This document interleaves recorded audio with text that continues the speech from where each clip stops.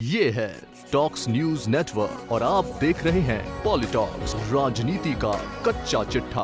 बिहार चुनाव में अच्छा प्रदर्शन करने वाली असदुद्दीन ओवैसी की पार्टी एआईएमआईएम की नजरें अब अगले साल होने वाले बंगाल और 2022 में होने वाले उत्तर प्रदेश विधानसभा चुनाव पर टिक गई है।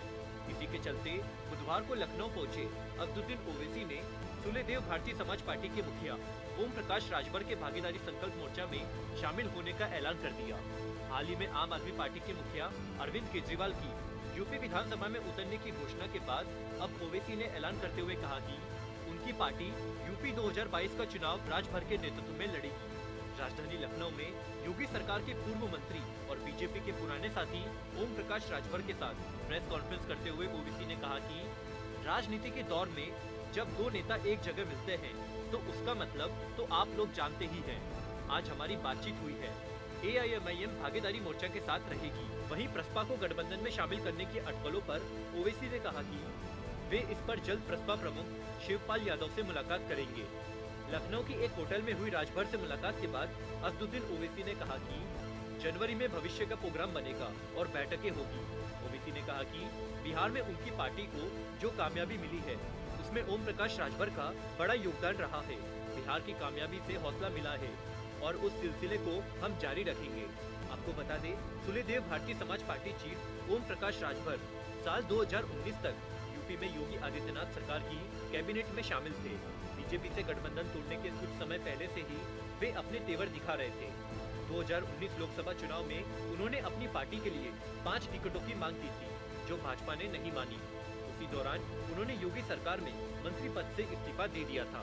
दरअसल सुभाषपा अध्यक्ष और पूर्व कैबिनेट मंत्री ओम प्रकाश राजभर इन दिनों उत्तर प्रदेश में भागीदारी संकल्प मोर्चा बनाने में जुटे हैं, जिसमें सुभाषपा, अपना दल कृष्णा पटेल गुट, बाबू सिंह कुशवाहा समेत कुल 8 दल अभी शामिल है। अब ओम प्रकाश राजभर की कोशिश है कि प्रसपा के साथ साथ सपा भी इसमें शामिल हो। राजभर का कहना है कि वो अखिलेश यादव से इसे लेकर मुलाकात भी कर चुके हैं। ये पहला मौका नहीं है जब असदुद्दीन ओवैसी की पार्टी एआईएमआईएम उत्तर प्रदेश में कोई चुनाव लड़ने जा रही हो।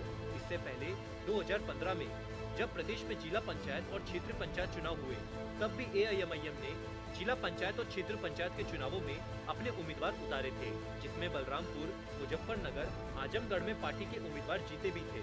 इसके बाद अगर 2017 की बात करें तो उत्तर प्रदेश में हुए नगर निगम चुनाव में भी ओवैसी की एआईएमआईएम ने पूरे दमखम के साथ अपने उम्मीदवार चुनाव में उतारे।